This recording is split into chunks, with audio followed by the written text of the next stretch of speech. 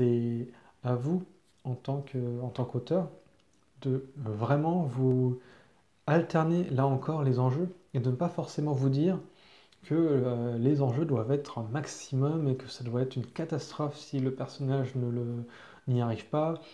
Non, on peut aussi faire des histoires qui fonctionnent très bien, qui ont beaucoup de conflits, avec des enjeux qui sont locaux, qui ne sont pas forcément exacerbés.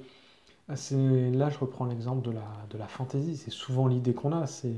Oui, c'est l'enjeu global de la fin du monde. Donc là, j'ai cité que ce soit Harry Potter ou que ce soit Buffy. S'il n'y arrive pas, c'est la fin du monde.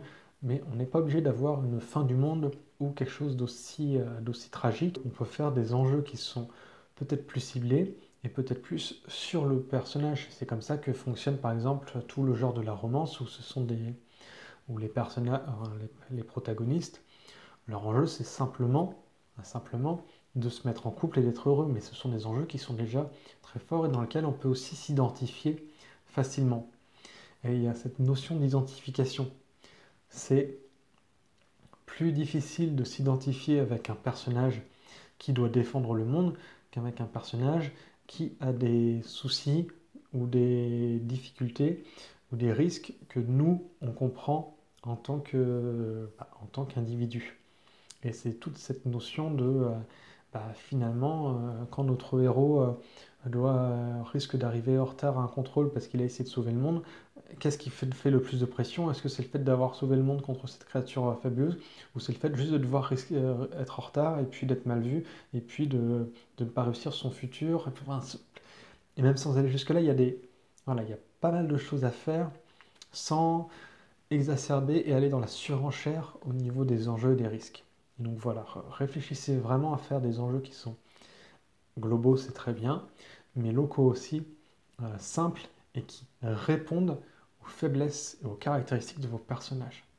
Et comme vous le voyez depuis le début, quand on construit bien son personnage, on a tout en place pour construire du conflit qui répondent à un enjeu et on a le but et nos obstacles qui sont déjà définis et on a déjà des sources à puiser qui sont directement disponibles. Bien creuser ces personnages permet de pouvoir avoir tout ce matériau de base pour construire l'histoire sans réfléchir sans réfléchir tout de suite en termes d'intrigue et de surprise et de tout ce que vous voulez faire, de comment vous voulez être originaux avec le lecteur. Non, on en revient à cette notion de simplicité et d'authenticité et de se concentrer sur les personnages pour les comprendre et pour transmettre aux lecteurs leurs émotions. Et on en revient au pourquoi des histoires. Donc vous voyez, tout ce que je dis depuis le début est très lié. En tout cas, c'est ma vision de l'écriture et de la façon de raconter des histoires. Mais une fois qu'on comprend les fondamentaux, tout s'enchaîne. C'est pas délié, c'est pas des tâches qui sont différentes. Non, il faut simplement creuser dans les faiblesses de votre personnage, dans ses difficultés, dans qui il est, pour mettre sur son chemin des difficultés, des obstacles et mettre des enjeux, des motivations pour qu'est-ce qui se passe s'il n'y arrive pas et qu'est-ce qui se passe s'il y arrive. Donc voilà, c'est comme ça qu'on construit vraiment les fondamentaux d'une histoire et quand je dis construit vraiment, ça peut être de manière consciente, mais c'est souvent de manière très inconsciente.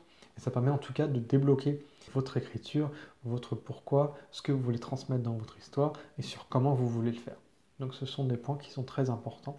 Et voilà, j'espère que vous avez bien compris ces notions à la fois de conflit et d'enjeu et comment ça s'emboîte et comment c'est lié avec votre personnage, votre protagoniste, votre antagoniste et ce que vous voulez faire passer comme message à votre lecteur.